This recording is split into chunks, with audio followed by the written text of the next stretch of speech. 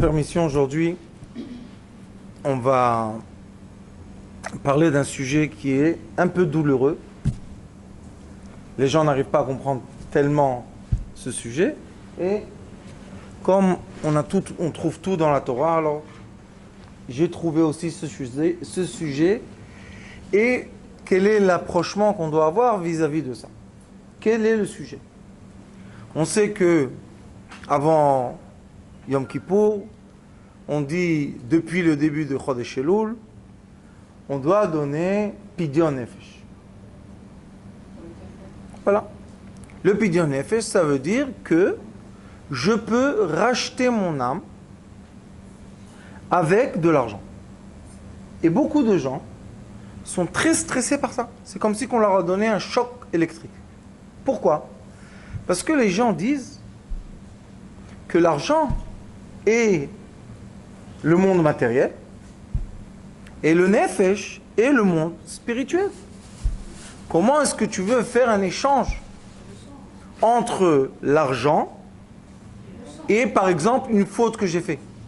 Est-ce possible? Une question, non? Comme l'argent s'appelle dans la Torah, il a beaucoup de noms. Il y a Damim, sang. Il y a Zuzin, qui bouge. Il y a Maot, qu'on compte. Il y a Kisufin, qu'on peut avoir un envie très fort. Kisufin, c'est un désir, mais très très spirituel. Il y a Damim, hein? Mammon, que ce Mammon, c'est Mimoun. Combien ça pèse? Il y a beaucoup de noms à la même matière. Vous prenez une pièce, vous pouvez l'appeler beaucoup de noms dans la Torah. Chaque nom veut expliquer un certain approchement que l'être humain doit avoir vis-à-vis de cette pièce. Rabbi Nachman Breslev dit, dans son livre, L'écouter Moharan, il dit, Bachar Akadosh Baruch Hu, Akadosh Baruch Hu a choisi, Bemida Meshuna, dans une matière bizarre, de l'Enael et Olamon à l'idée Kesef, de diriger son monde avec de l'argent. L'argent, c'est la matière qui change, qui passe.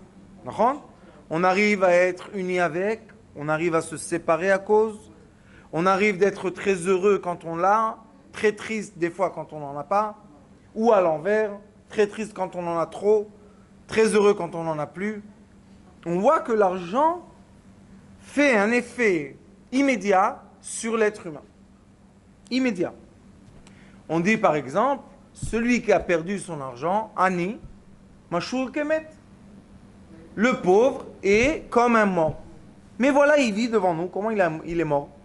Il y a un certain degré de vitalité qui a été effacé de cet être humain, mais cet être humain continue à vivre. Est-ce qu'il vit dans la même dimension? Est-ce qu'il vit dans les mêmes pensées? Qui il est cet être humain? Il y a beaucoup de questions qu'on peut poser, mais la vérité est que quand quelqu'un n'a pas d'argent et il doit demander aux autres,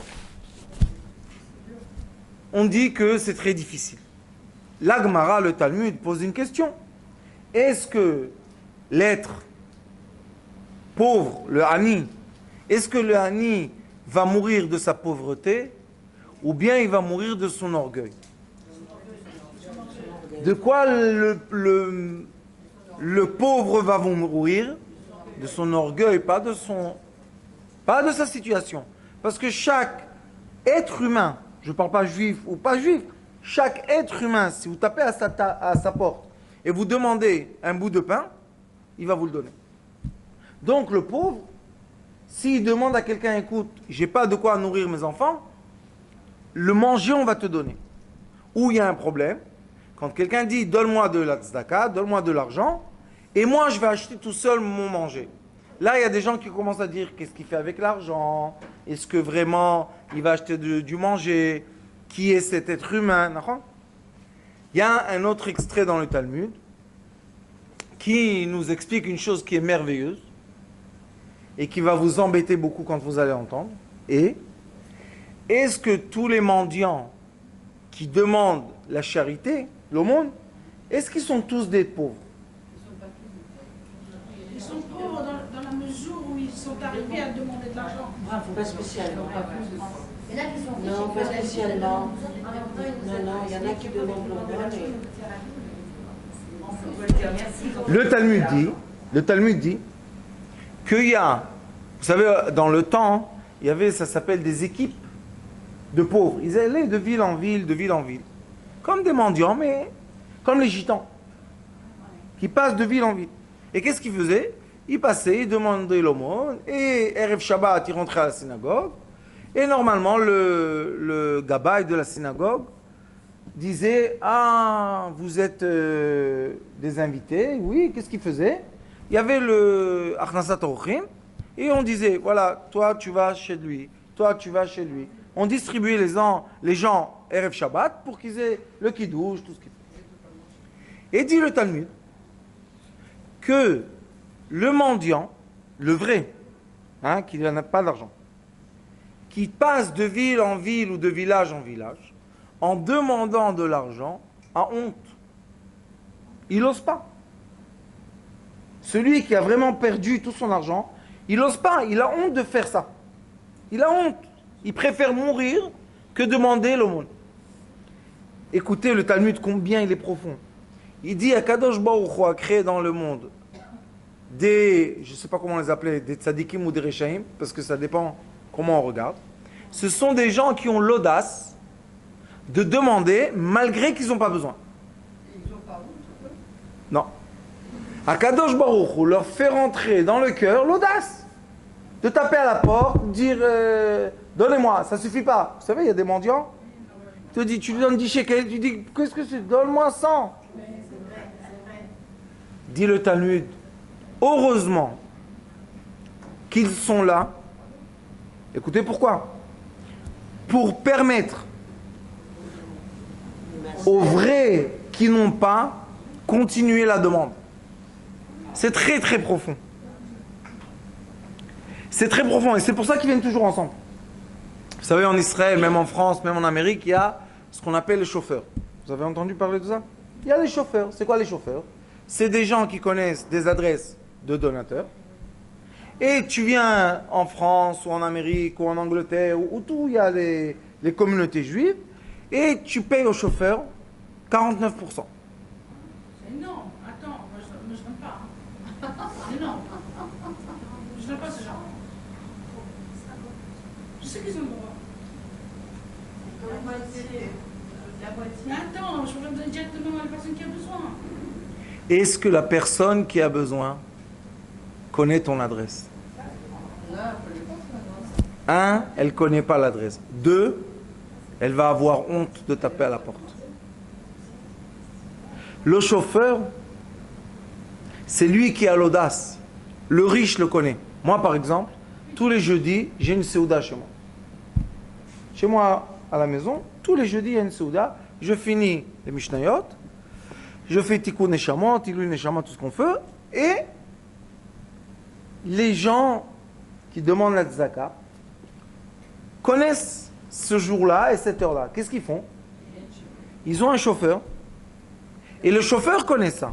Parce qu'ils savent que moi, quand vient quelqu'un, je dis, c'est Eliyahu Hanavi. Pourquoi Eliyahu Hanavi? Parce que la tzedaka protège la personne 7 jours, comme Shabbat. 7 jours. Chaque mitzvah, un jour. Mais la tzedaka, 7 jours. Vous savez qu'est-ce que je dis à mes élèves? Si on a la chance que quelqu'un vient demander la tzedaka pendant le cours, ça veut dire que Eliyahu Hanavi, il est content avec ce qu'on enseigne. Et les gens viennent. Toujours j'ai un élève qui prend le verre, je ne les laisse pas demander. Je leur dis asseyez-vous, mangez, buvez, calmez-vous. Et quelqu'un passe avec le verre, on remplit, on lui donne, tout va bien. Et des fois ils viennent avec le chauffeur. Le premier il rentre, le deuxième, le troisième. Comment on donne? Je leur dis ça fait rien. Même tu donnes un demi-shekel, donne. Et on voit les gens qui viennent. On voit c'est qui ceux-là qui ont l'habitude et ils ont une villa, je sais pas où, et on voit les vrais que vraiment ils n'ont pas. Mais on voit que si celui qui a l'audace ne rentre pas, celui qui a honte ne rentre pas non plus. C'est profond ça. Vous savez c'est quoi? C'est comme Akadosh Baruch Hu nous donne la main pour recevoir. Si on n'aurait pas la main, comment on l'aurait reçu? D'accord? Comment le redonner aussi? Eux, ceux qui ont l'audace, c'est la main. Pour ceux qui ont le besoin.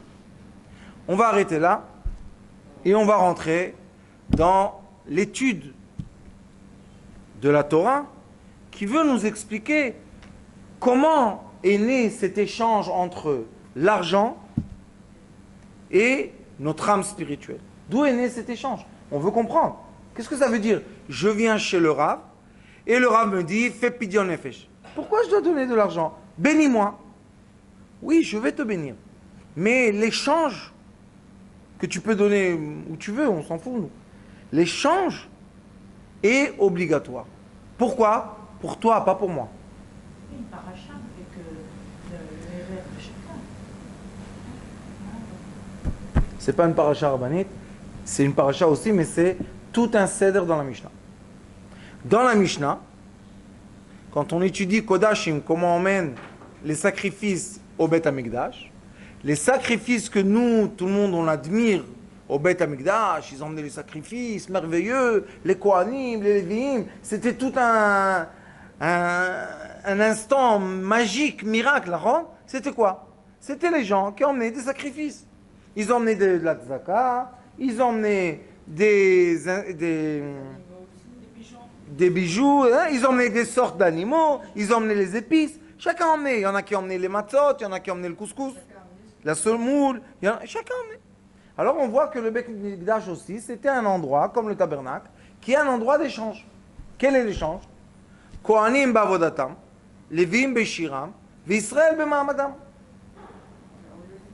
On a quoi? On a le Israël qui vit, on va dire, une vie normale, naturelle. Il travaille le champ, il élève les bêtes, il travaille dans le high-tech, c'est un pilote d'avion. Une vie naturelle. Il y a des gens que Akadosh Baruch Hu leur a donné la force d'être un intermédiaire par la musique et le chant, de nous faire bouger nos émotions. La musique et le chant.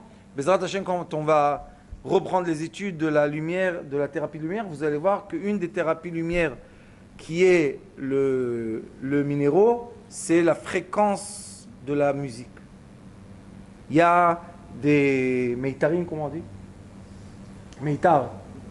Des cordes, que quand on entend une certaine corde faire vibrer, quelque chose se passe dans un certain membre. Il y a du tam-tam, tous les... Comment vous appelez ça? Non, c'est pas la percussion. Non, les toupim, comment on dit toupim? Les batteries, percussions. Et il y a le chant moderne, électronique, il y a plein de façons. Et ce sont les Lévim du Dor. Chaque Dor, on a des gens très doués dans la musique qui sont capables à nous faire pleurer, nous faire danser, nous faire chanter. Et après, on a, ça c'est entre le spirituel et le matériel, parce que j'utilise les cordes de ma voix, les cordes d'une guitare, j'utilise le matériel pour vibrer un spirituel. Alors, il y a une thérapie entière qui est la thérapie des sons, qui est magnifique, comme la thérapie des couleurs. Comme Rabbanit Kimchi nous a montré. Attendez, non, laissez-moi. Je me rappelle où c'est. Vous voyez, la thérapie des couleurs, chaque couleur vibre d'une autre façon, et dans notre corps, on ressent les vibrations des couleurs qu'on porte sur nous, les couleurs de notre maison. Il y a toute une sagesse qui s'appelle Feng Shui, qui explique les sons, les couleurs, les formes, qu'on a besoin autour de nous pour se sentir bien, d'après notre neshama. J'ai trouvé la source de ça. Là, on nous dit où on doit placer les affaires d'après leur, leur l'harmonie avec la place. Oui, spirituelle et matérielle. Le Feng Shui a pris sur ce poème-là. Tout va bien, Après, on a les Kohanim. C'est qui les Kohanim?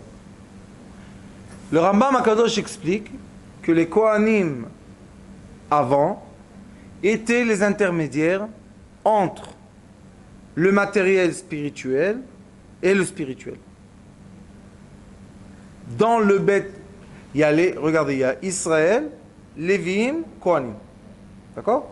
Le Kohen, lui, il ne fait pas la musique. D'accord? Il n'est pas en train de te parler. Lui, il est en train de sacrifier ce que toi, tu as emmené. Et une chose très bizarre chez les Kohanim, mais vraiment, quand on étudie l'halakha, c'est vraiment bizarre, mais les gens n'étudient pas cette halakha parce que ce n'est pas commun, les Kohanim. On attend le Beth Amikdash. Vous savez qu'est-ce qu'il écrit?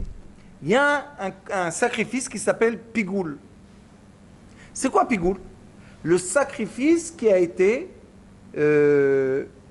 endommagé. Il a été mekulkal, comment on dit? Il a été endommagé et abîmé par quoi? Par la pensée du Kohen pendant qu'il le donnait sur le misber. Ça veut dire, ça s'appelle Pigoul. Il est parvenu entier. Le Kohen est mort.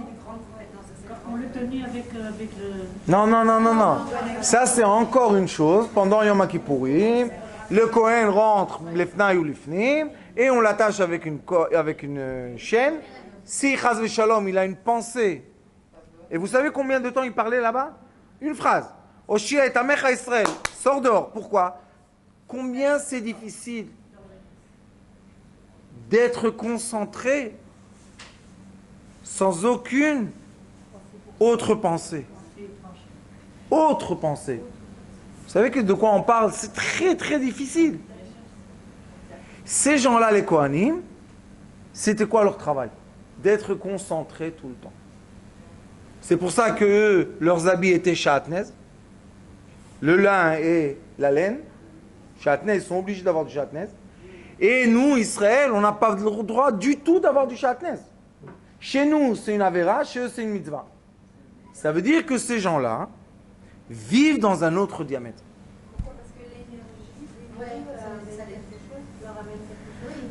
Eux, quand la Shrina était avec eux, l'habit shatnez, vous savez qu'est-ce qu'il fait? Il fait des courts-circuits. Et il fait sortir des étincelles. C'est ce qui fait le shatnez. Il y a des étincelles électriques qui sortent. D'où ils ont reconnu ça? Baruch Hashem qui a la science. En l'université de Tel Aviv, ils ont une coopération avec NASA et ils font des essais avec eux. Alors chaque fois qu'ils envoient une fusée, NASA, l'université de Tel Aviv peut faire des... Et ils ont envoyé une fois, ils n'ont pas compris, il y avait là-bas un professeur qui recherchait c'est quoi la signification des mitzvot pour expliquer ce qu'on a reçu au Mont Sinaï. Et lui-même a cherché, a dit, quelle est la raison du shatnez? Puisque tu me dis qu'il y a un être qui peut l'avoir et tout va bien, au contraire c'est une mitzvah, et un être qui est séparé avec une mur seulement. Alors, quelle est la séparation entre être dans le Beth Amikdash et dehors du Beth Amikdash? C'est un mur. Il dit, comment celui-là derrière le mur? Un Israël, un shatnez sur lui, c'est une grande avéra. Qu'est-ce que c'est ça?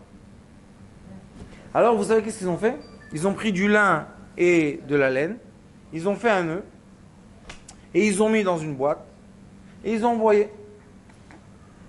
Et à un certain moment, dans le livre de Zamir Cohen, du Rav Zamir Cohen, il y a, à un certain moment, dans la fusée, il y a eu des étincelles dans la boîte. Plus tu sors de l'atmosphère qui protège ce monde-là, et là-bas, derrière l'atmosphère, les règles de la nature changent.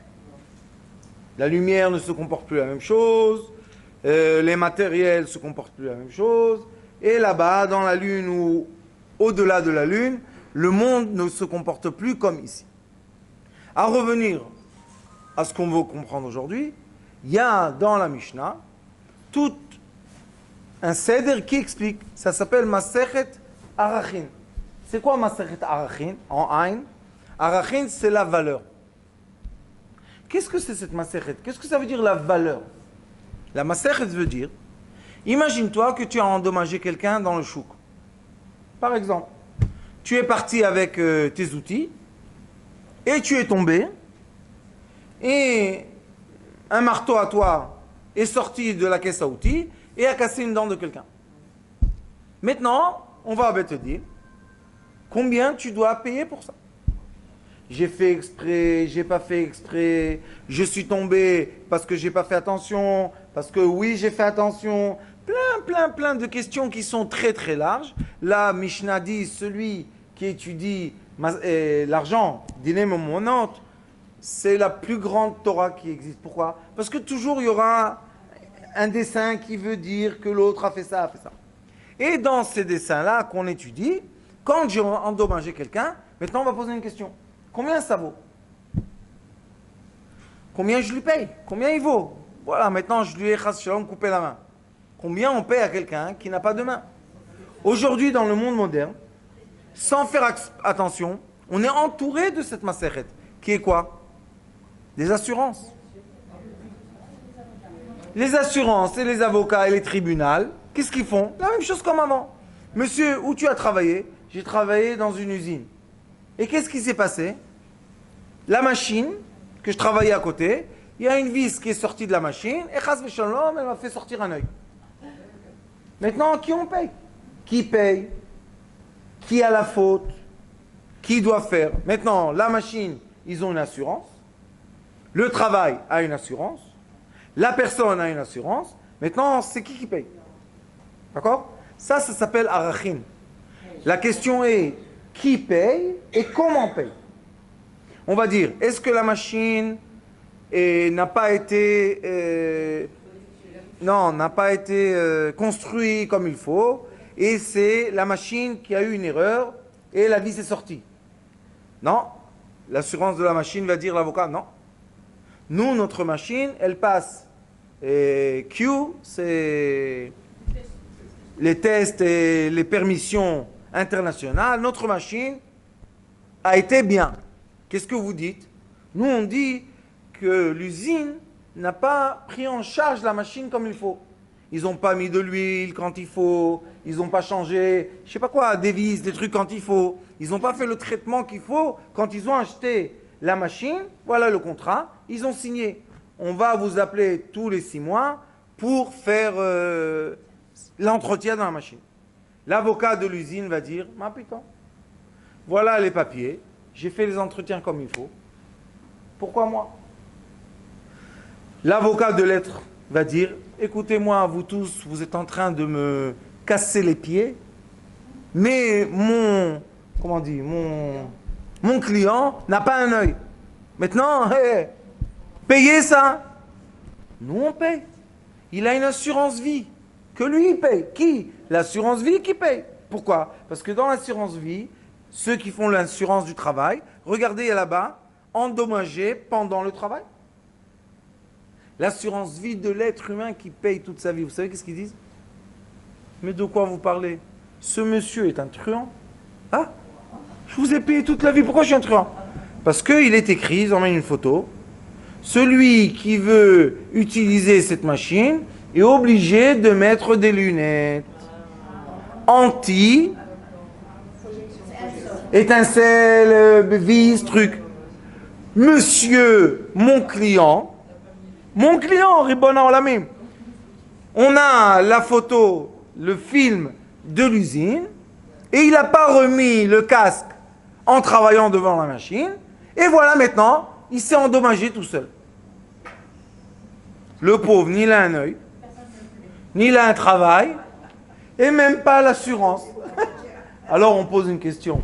Vous savez que quand on parle des assurances, on sait que beaucoup de fois, je pense que la majorité des fois, l'argent qu'on a cotisé ou que les autres ont cotisé nous aide. Je dois maintenant faire une petite opération sympathique. Et je lui dis au docteur, écoute, peut-être je fais ça privé. Il m'a dit, je vais voir combien ça coûte ce que tu dois faire. Il m'a dit, c'est entre 20 et 40 000 dollars ou euros. Il m'a dit, pourquoi tu fais privé? Tu es assuré, fais. Maintenant, je vous posais une question. Combien je paye par mois d'assurance? 100 shekels, 150. J'ai Mouchlam, prix le plus cher. 157. Prenez les 157 shekels que je paye 12 mois, multipliez ça par 60 ans même, ça arrive même pas à moitié du prix d'un appareil que j'ai besoin. Où ils sont tous les autres appareils et les trucs qui sont rentrés dans mon cœur et les jours de... Ça c'est quoi? Ça c'est l'assurance. Qui veut dire la valeur de la vie de l'être humain se paye. Alors pourquoi on n'est pas énervé quand Coupat Trolim nous dit paye 150 shekels? Pourquoi on ne dit pas la Coupat Trolim? Et les rabbins, voleurs, et toutes les mauvaises paroles que les gens ont dire pour les gens qui vous aident. Et vous savez qu'est-ce qui est le problème? Que même la médecine parallèle, que vraiment guérit des fois les gens ne comprennent pas. Pourquoi si tu m'as fait un thé, je dois te payer? Vous connaissez ça, non, Rabbanit Kimri? Et le problème est comment on se positionne. C'est ce problème. Si on comprend la valeur de la vie et on met en valeur le RR, la valeur de l'être humain, alors maintenant on peut faire toute une étude qui dit, vous savez qu'est-ce qu'ils disent dans la Mishnah?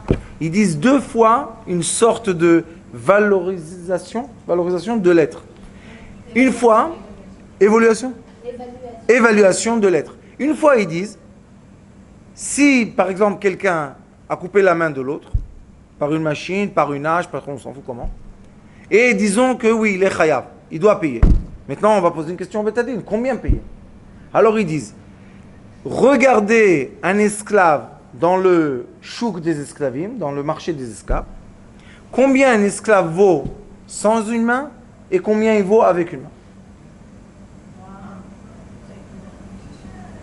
Un esclave, c'est 7 ans.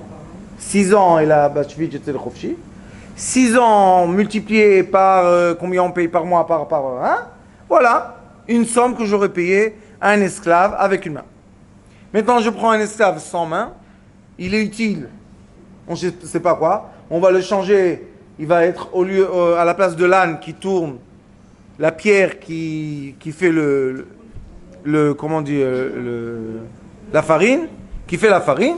Et lui, on n'a pas besoin d'une main. Parce qu'on l'attache ici comme un chameau et il marche. Combien celui-là il vaut et combien celui-là il vaut. La différence, c'est ce que tu dois payer. Pourquoi? Parce que même s'il se vend en tant qu'esclave pour gagner sa vie, tu lui as perdu sa valeur. Quelle valeur? Valeur vivante, existante. La deuxième façon est de dire combien tu es prêt de recevoir d'argent pour avoir une certaine souffrance. Souffrance. Par exemple, que quelqu'un a frappé l'autre et la main s'est cassée. Il n'a pas perdu sa main, mais il a eu une cassure. La cassure a 2 choses. Il y a les mois que je ne peux pas travailler et il y a combien de quoi? De souffrance j'ai eu. Et les sages disent, la souffrance se paye. Le temps de souffrance se paye. Maintenant, on va poser une question. La souffrance est quelque chose qu'on peut valoriser? Si. Vous savez comment? On va chez quelqu'un normal et on lui dit, dis-moi, combien tu es prêt d'être payé pour qu'on t'attache la main derrière le dos 1 semaine? Il y a des gens qui vont dire, oui, j'ai pas d'argent, paye-moi 100 000 shekels, je la mets la main derrière. Et on voit combien les gens sont prêts à payer et on valorise. Une des choses qui est l'exemple qui montre dans la Mishnah, c'est le doigt. Vous savez, ça fait mal ici. Ils disent, on va faire de ressemblances de souffrance et on va dire à une personne, voilà, je te fais mal maintenant 10 minutes, combien tu payes? Combien tu es prêt à être payé? Et les gens sont prêts. La preuve que la Mishnah dit, que les gens disent 10 000, 5 000, 1 000, 2 000. Les sages voient combien ça vaut et il doit lui payer. Et l'endémangement, et la souffrance, et une troisième chose que vous êtes tous très étonnés, mais vous savez que c'est vrai, parce qu'il y a des lois modernes qui font exactement la même chose, ça s'appelle l'honte de l'être. L'honte, boucha. La honte de l'être humain.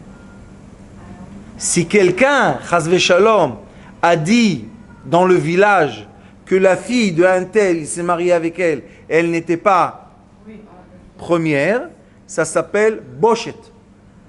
C'est quoi bochet?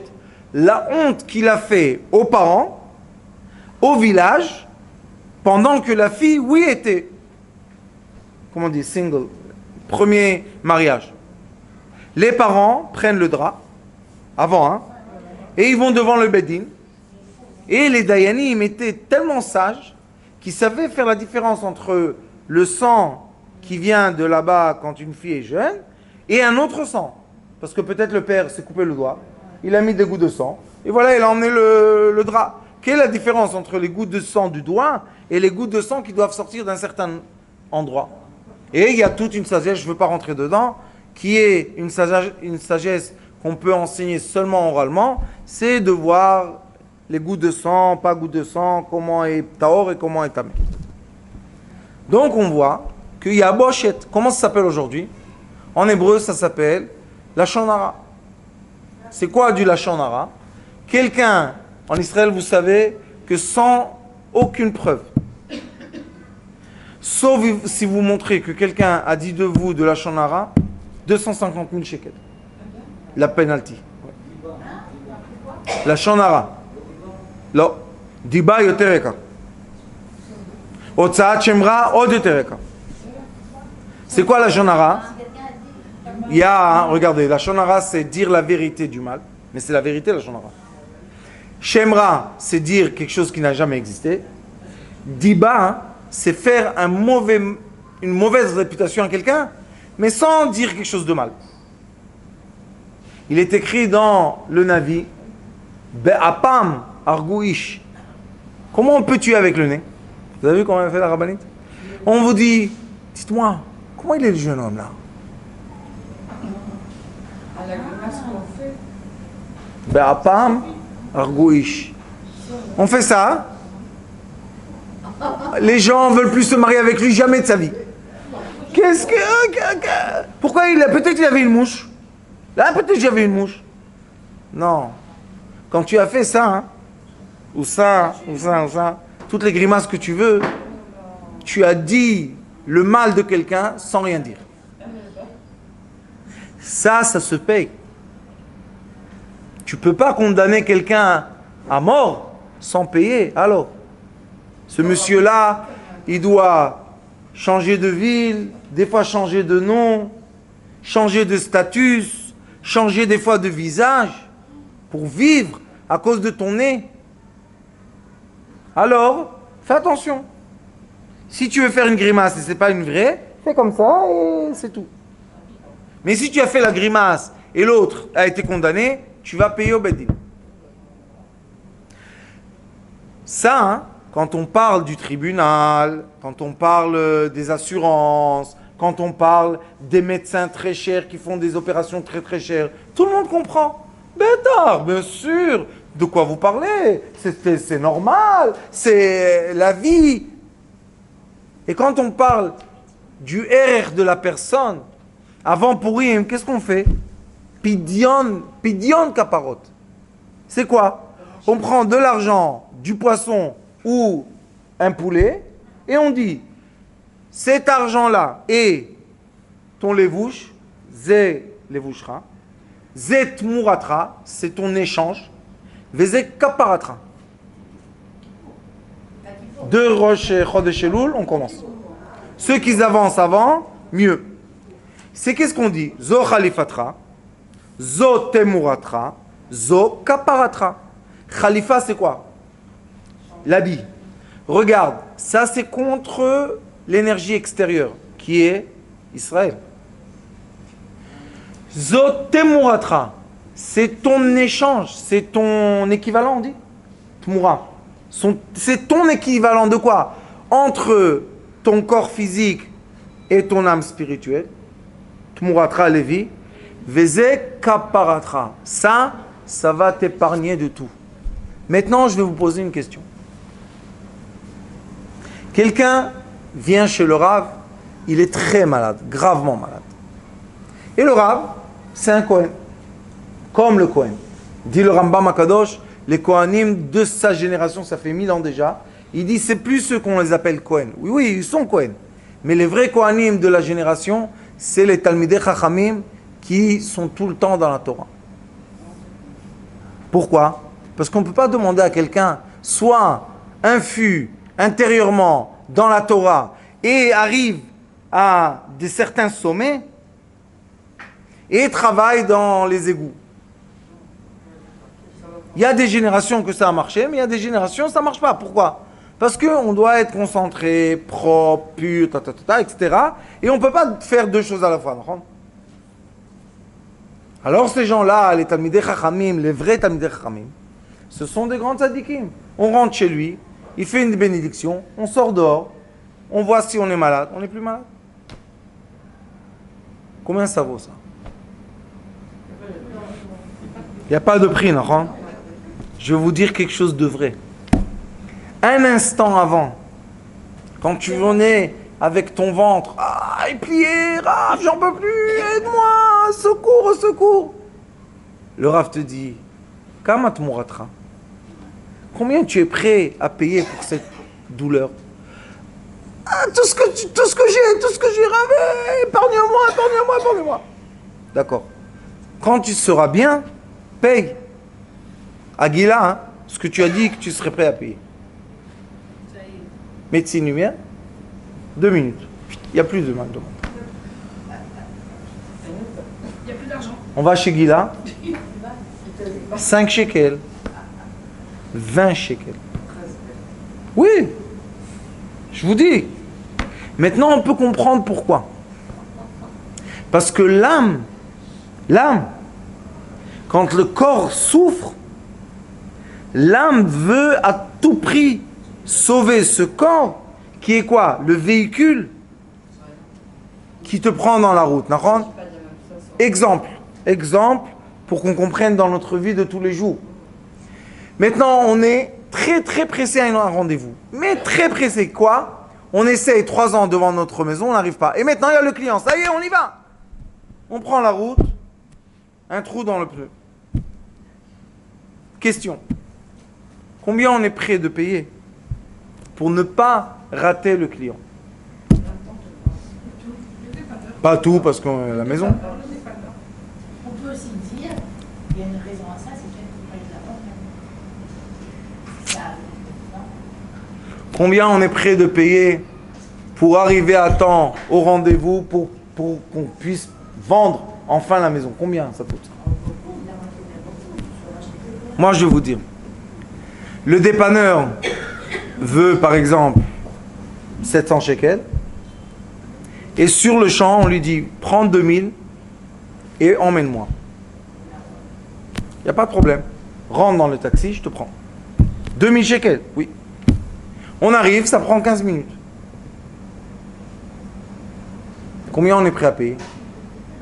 Voleur. Pourquoi il n'a pas mis le compteur? Un voleur. Et comment? Il m'a fait, c'est toi qui as dit 2000, hein? Paye.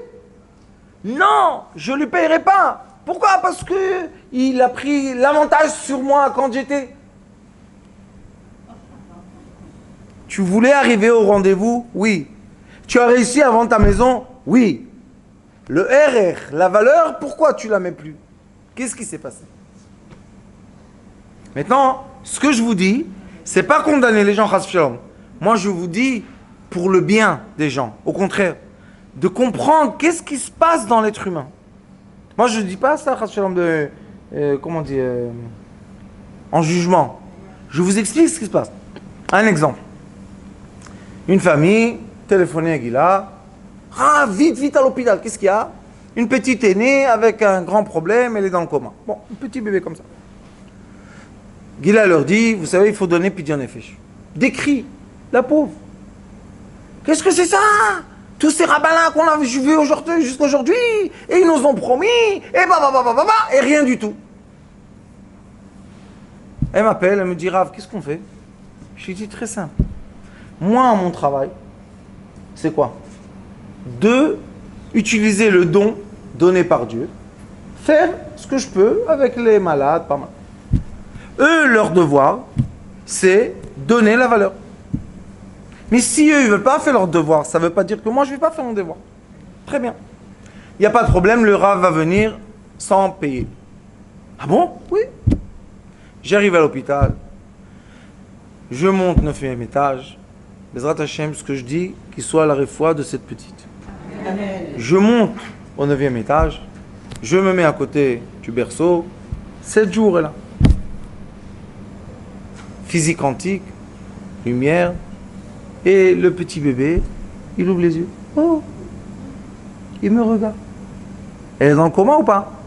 Non. Elle bouge les mains. Elle bouge les pieds. J'ai vu que le docteur arrive, les parents pleurent. Hein, je me suis dit, allez, le cinéma, c'est pas pour moi. J'ai arrêté. Je parlais avec la mère après, lui expliquer qu'est-ce qu'il faut faire avec la petite. Je les ai connectés avec un docteur Dreamer, et tout va bien. Je sors de la mahlaka. Le père me court après. Rav, qu'est-ce qu'il y a? Je veux donner quand même, je veux donner quelque chose. Qu'est-ce qui me sort? 100 shekels. C'est le prix qui donne la valeur de sa vie. Je lui ai dit, tu vois le monsieur là, donne-lui.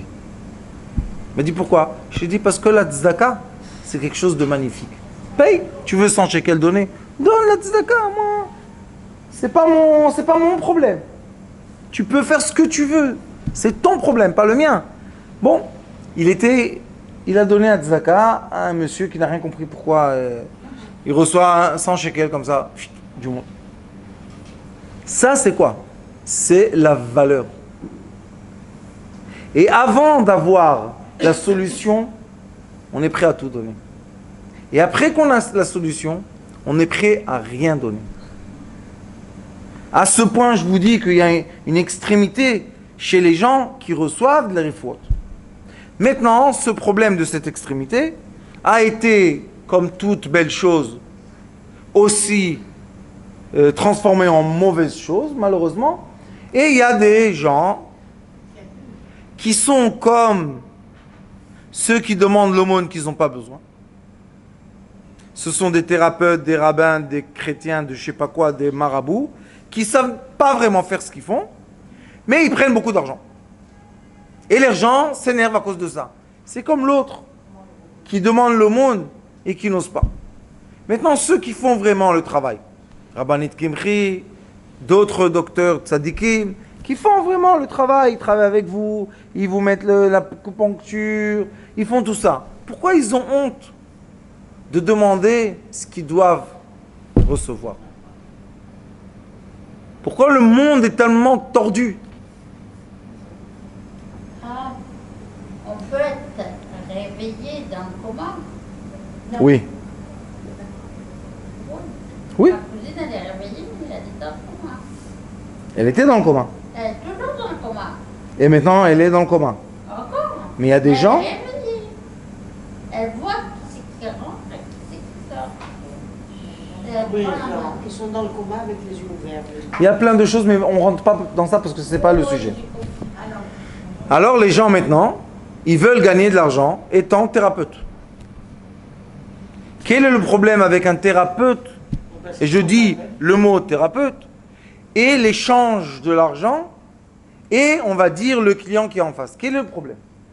Ce ne sont pas des vrais thérapeutes déjà. Non, je parle des vrais. Des vrais. Quel est le problème? Pourquoi le prix est difficile? Et ce que je vous dis, c'est une étude qu'il faut savoir se positionner comme il faut. J'ai dit à quelques amis à moi, très proches, qui sont des docteurs MD ou bien des docteurs thérapeutes et tout, je leur ai dit, la solution de ce problème s'appelle la secrétaire. Je dis quoi? Je leur ai dit, le problème est que l'échange est avec vous. Vous êtes au-delà de l'argent. Ce que vous faites n'a aucun prix, mais on est obligé de faire un certain échange de harachim. De quoi? De valeur. D'accord? Je leur ai dit, s'il y a une secrétaire qu'elle s'occupe du matériel, toi, tu peux être libre de quoi? De ce court-circuit matériel. C'est un court-circuit. Parce que Quand tu t'occupes de quelqu'un, tu dois travailler ta mémoire, ta pensée, tes possibilités, tes valeurs, tout ce qu'Akadosh Baruch Hu t'a donné. Et tout d'un coup, tu dois dire, je peux recevoir 200 shekels. La personne te regarde et dit, qu'est-ce qu'il a 200 shekels. C'est pour ça qu'il a fait ce qu'il a fait. Pchit, zéro valeur. Il n'y a pas de problème. Moi, je suis zéro valeur, ça veut dire que tu n'as rien reçu. Si tu n'as rien reçu, tu ne peux rien donner en échange. Alors la vraie solution est, quand on est thérapeute, c'est ne jamais toucher de l'argent. Toujours quelqu'un d'autre. Que ce soit ton fils, ta fille, ta secrétaire, ton élève, je ne sais pas quoi. Pourquoi? Parce que l'être, quand il est avec toi dans la chambre et il reçoit la thérapie, tu montes avec lui dans des valeurs très, très, très, très spirituelles. Il ressent, il est ému, plein de choses, d'accord? Et il dit, oh, c'est magnifique ici. Mais si celui qui a fait ce monde magnifique te dit, oui monsieur, vous voulez une Kabbalah? Moi j'ai eu un certain problème, je devais utiliser un certain docteur. On est là-bas, quand je l'ai vu la première fois, je dis à ma femme, paye-lui, on a besoin de ce qu'il nous donne. Elle m'a dit, mais c'est cher. Je lui ai dit, combien de valeur ça? Elle me dit, je ne sais pas compter. Je lui ai dit, ah ben paye. On a été, on a payé. Vous savez, quand il a mis l'argent dans le tiroir, ma femme était dégoûtée. Elle m'a dit, qu'est-ce que c'est ce docteur-là? C'était 2000 shekels la séance. 2000 shekels, il te prend, pourquoi? Qu'est-ce qu'il a fait? Je lui ai dit, Rabbanit, lui, il a quelque chose qu'on a besoin. Ça veut dire que nous, on va valoriser notre besoin. On ne va pas dévaloriser l'être qui nous donne ce besoin. Ne pense pas à lui, pense à toi. Combien tu es prêt de payer pour avoir cette solution? Par exemple, un homme qui a ou une femme, le nerf sciatique. C'est une douleur paralysante. C'est paralysant, on est comme ça. Et le Bitoach Lomi ne te donne pas Nechout. Tu n'es pas paralysé pour le Bitoach Lomi. Qu'est-ce qu'on fait? Absence du travail, on ne peut pas bouger. Ne pas dire la honte qu'on a pour les toilettes, pour les trucs. Hein? C'est pas... hein? Et vient un thérapeute, il te dit, moi j'ouvre le nerf sciatique. Comment tu ouvres le... Je te l'ouvre. Combien tu payes? Sa femme, elle rentre, elle dit, voilà, 50 000 shekels. Pas de problème. On prend son doigt, tac. C'est fini. 50 000 shekels. Voleur. Truand. Tous les mots que vous voulez de la terre. Insulté de tous les mots que vous voulez. Mais ton mari, il se levait du lit, ça y est, il se sent comme un homme neuf. Pourquoi tu ne payes pas? Qu'est-ce que tu as fait pour ça? Ça ne suffit pas à 50 shekels? Oui. Donne 50 shekels. Mets dans la tzedaka. Je m'en vais. Il s'en va. Qu'est-ce qui s'est passé? Il n'y a pas eu l'échange. Le nerf sciatique. C'est nous qu'on n'a pas donné notre valeur. Paye pour ta valeur. Parce que tu crois que ta vie est quelque chose qui vaut quelque chose. Pas parce que lui, c'est un docteur, un rabbin, un curé, un thérapeute, un bouddhiste, ou je ne sais pas comment on s'appelle. Mais s'il a réussi à te faire du bien, paye-le. Une fois, j'étais en Chine. Et je ne sais pas ce qui s'est passé, j'ai eu froid, le chaud, le froid, le chaud, le froid. J'ai eu dans les poumons de l'eau. Et on n'arrive plus à respirer. J'ai dit à mon ami chinois, je lui ai dit, Saint, trouve-moi quelqu'un dans le village, on est dans un village, qui sait enlever ça. Vous savez comment ça s'appelle? Kosotouar. C'est des ventouses, mais on les fait avec la chaleur. Et ça fait comme des points noirs dans le dos. Et ça enlève toute l'eau, toute la... Vous savez, avant de faire ça et après de faire ça, c'est ne pas respirer, respirer. Le petit vieux qui me l'a fait avec l'ancienne. On faisait ça. Bien sûr qu'on faisait ça. C'est mieux que tous les médicaments. Oui. Avec des verres de yogourt. Oui. Avec plein de choses, d'accord? Le monsieur, il m'a demandé, je crois, dans le village, 100 yuan. 100 yuan était, à l'époque où j'étais en Chine, c'était une semaine de salaire d'un employé. San, j'ai vu, mon ami chinois, j'ai vu qu'il commence à parler avec lui, mais un accent que j'ai pas tellement aimé. Je lui ai dit, San, qu'est-ce qu'il y a? Il m'a dit, c'est quoi 100 yuan? Qui il est celui-là? C'est un petit vieux, il va mourir. Je dis, pourquoi tu parles comme ça? Il m'a dit, parce que voilà les ouvriers qu'on avait dans l'usine, ils reçoivent 400 yuan par mois. Et lui, il veut 100 yuan pour quoi? Une heure de... Je lui ai dit, ça, on va prendre tous les ouvriers qu'on a ensemble. Et on va leur dire, fais sortir du rave l'eau qu'il a dans les poumons. Ils peuvent? Il m'a dit non. Je dis, alors combien ça vaut ce qu'il a fait? Je lui ai dit, t'as pas encore compris? Je vais t'expliquer.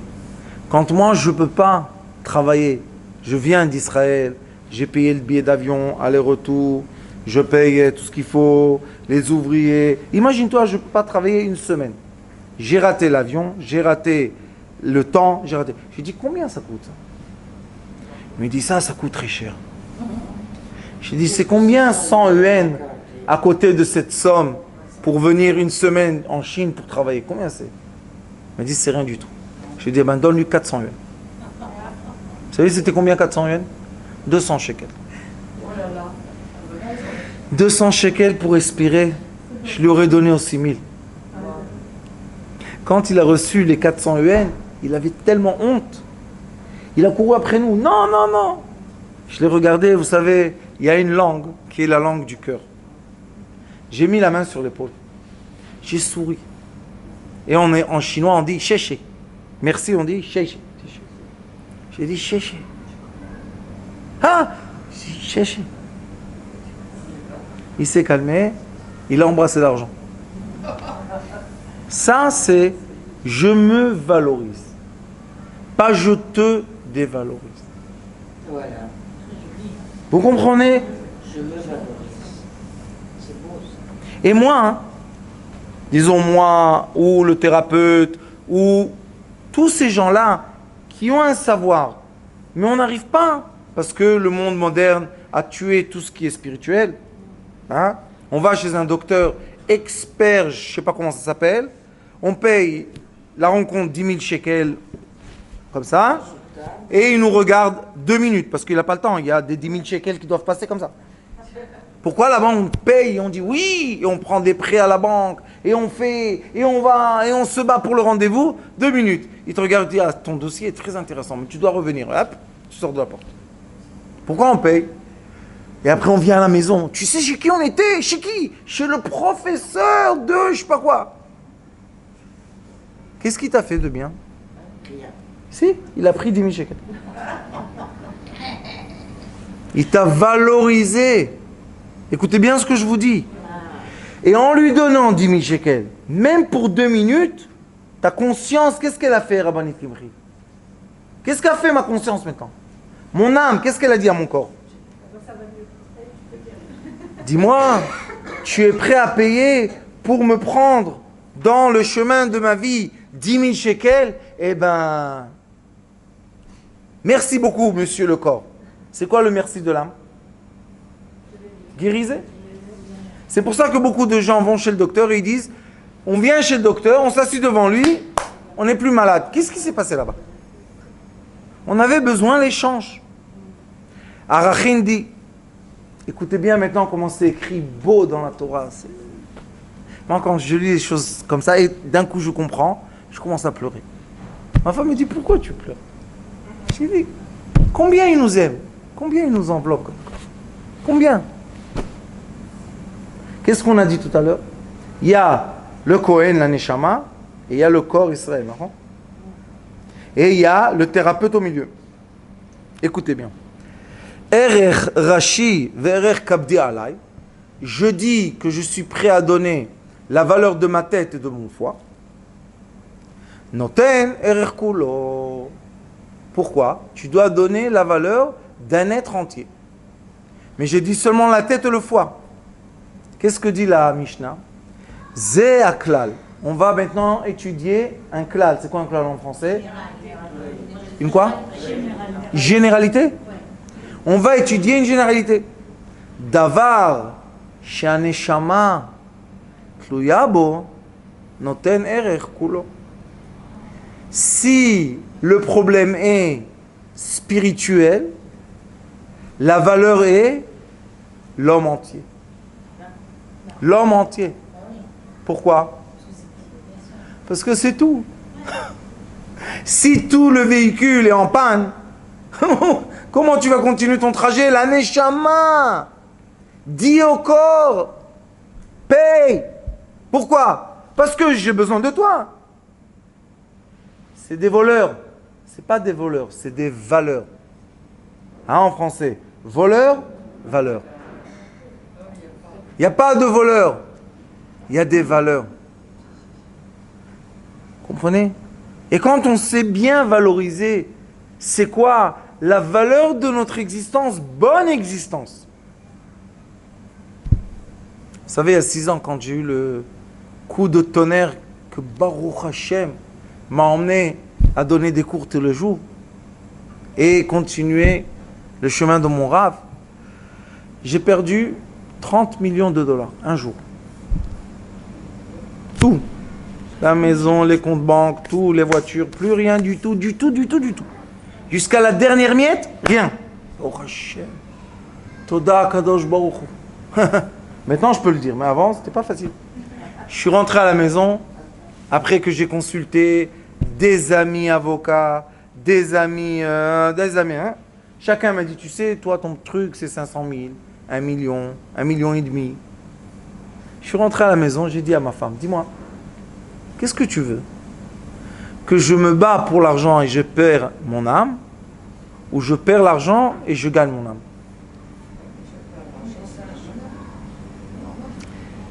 C'est normal? Quand on n'a plus à manger, on n'a plus à quoi habiller nos enfants. On est, au lieu de donner beaucoup chaque mois, on demande des caisses, des boîtes de manger vendredi. Hein? C'est pas tellement facile de prendre la décision. Ma femme m'a dit, si tu me promets, il y avait un mur dans l'entrée dans la maison, elle m'a dit, si tu me promets de casser ce mur et faire un beth midrash, je veux ton âme, je veux pas l'argent. Vous savez ce que j'ai fait? J'ai pris un marteau et j'ai cassé le mur. Elle m'a dit, qu'est-ce que tu fais? Tu casses l'entrée de la maison. Je lui ai dit, si on a pris l'âme, on a pris l'âme. Combien vaut mon âme? J'ai dit à mon âme, toi, je t'aime pour tout. Alors mon âme a dit, toi, on va s'aimer, ça va. Comprenez ça? Ça s'appelle valeur. Est-ce que je suis en colère avec celui qui a fait tout ça? Non. Pourquoi? Parce qu'il m'a mis en valeur. Vous savez, une fois je l'ai rencontré au tribunal et j'ai emmené des papiers pour l'aider. Son avocat, j'ai dit à ma femme, t'as vu comment les chiens ils aboient? Il m'a dit quoi? J'ai dit, je sais pas, j'entends un chien aboyer. Et j'ai dit à l'autre, je lui ai dit, prends les papiers pour que tu ne sois pas condamné. Plili. Plili, c'est... Comment on dit plili?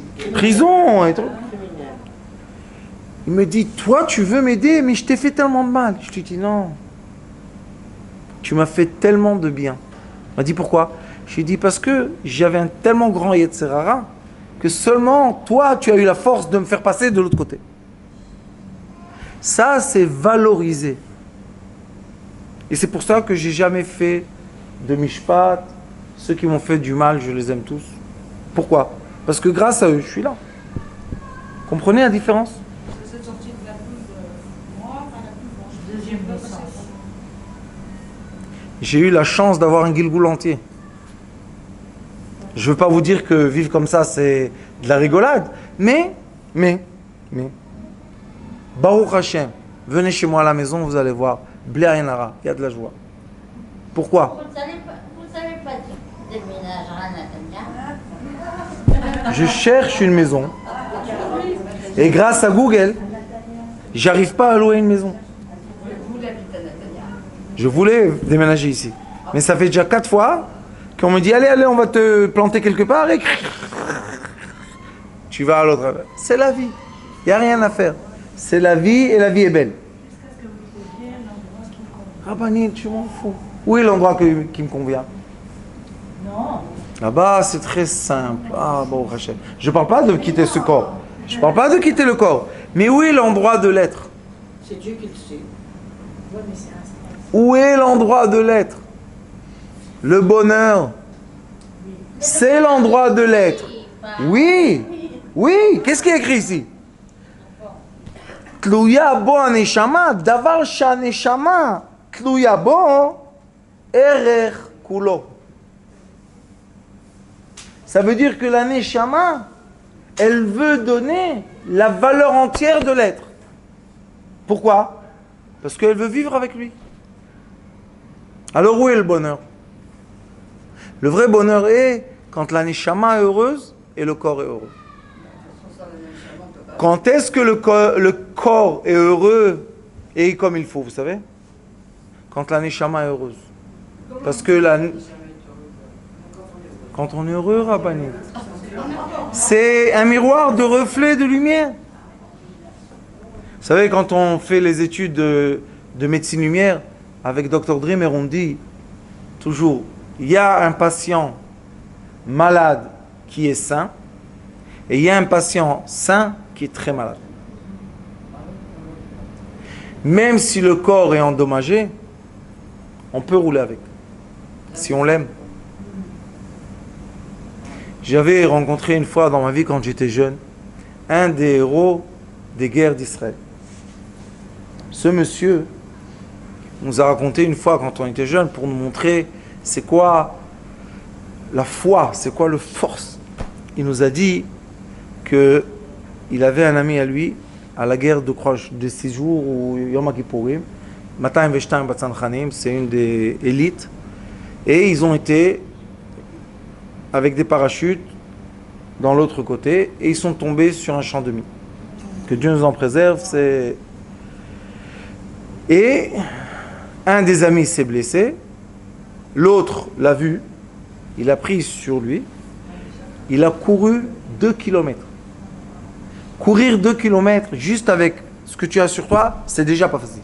Et avec un ami sur toi, c'est pas facile, parce que les hélicoptères ne pouvaient pas descendre sur le champ de mine. Il est rentré dans l'hélicoptère, il a mis son ami, ils sont pris à Bet Holim Rambam à Haïfa, il a descendu sur la Lonka, il a couru lui, il a couru dans les urgences, tout de suite les docteurs sont venus, ils sont rentrés dans la chambre d'opération, il a dit à la nurse, est-ce que tout va bien? Elle lui dit oui, ton ami sera sauvé. Il était assis, et après quelques minutes, une nurse passe. Et elle voit qu'une jambe saigne. Elle lui a dit, t'as vu que tu as du sang dans le pantalon? Il a dit non. Ils ont déchiré le pantalon. La jambe était coupée. Comment il a couru? Comment il a eu son ami sur lui? Comment? Avec quelle force? Ça, c'est l'homme astral. L'homme astral est l'homme lumière. L'homme lumière a des forces surnaturelles. Et nous, ce qu'on doit faire dans notre vivant, c'est se reconnecter à l'homme astral qui n'a pas de limite. Pour vous expliquer un peu les lévi'im qui sont entre l'homme physique et l'homme astral, quand Obama a été élu, il est venu faire un tour en Israël. Rosh HaMimshala et les amis. Oui, il a passé en Israël. Ils l'ont accueilli comme on donne le kavod au président des États-Unis. Vous savez qu'est-ce qu'ils ont fait? Il a dit, tu sais, on va te montrer un peu de technologie. Oui, allez, montrez-moi. Ils lui ont montré un robot qui est, comment vous dites en français, Khalifa? Un costume qu'on met sur un être humain paralysé. Ah oui, bah oui. Et l'être humain marche. Écoutez bien, Obama était comme ça. Ils lui ont dit ne frotte pas les yeux, c'est vrai.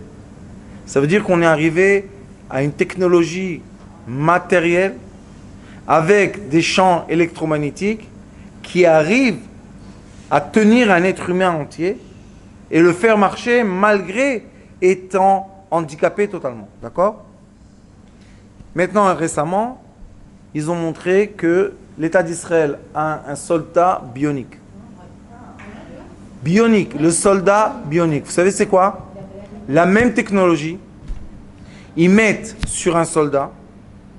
Il peut tenir sur lui 180 kilos de ce qu'il a besoin. Et il court sans faire d'effort. C'est quoi ça? C'est l'homme robot bionique qui enveloppe l'homme matériel avec les membres normaux et il lui donne 100 fois plus de force. C'est pas l'homme astral. C'est un robot. Ça, c'est pour nous dire à nous, regardez, on peut vous entourer d'une technologie qui est des aimants. Vous savez, toute la technologie là-bas, pourquoi elle pèse rien du tout? Parce que c'est des champs électromagnétiques et on peut prendre la place de l'effort humain. Vous ne comprenez pas ce que je dis maintenant, mais dans quelques années, vous allez comprendre. Ça veut dire que l'être humain est déjà dans la conscience matérielle de zéro effort, qui est commencement de la connexion de l'âme astrale. Quand on fait le Pidyon Nefesh de Yom Kippour, de Rosh Hashanah, du Chodesh Elul, on se donne de la valeur. Et c'est pour ça que ce Pidyon Nefesh est une halakha. C'est quelque chose qu'on dit qui est obligé. D'où ça vient? Ça vient de cette Mishnah. Arachin. Si j'ai dit que je suis prêt à donner la valeur d'un des membres qui tient la vie, comme la tête, le foie, le cœur, ça veut dire que je donne de la valeur à mon âme. Maintenant, l'échange. L'âme dit, si tu te donnes une valeur pour me garder avec toi, toi donne le matériel, moi je te donnerai la vie. Et on voit tellement de fois des miracles, je vous dis, je vois. Mais quand on étudie la physique quantique, ce ne sont pas des miracles, ce sont les échanges.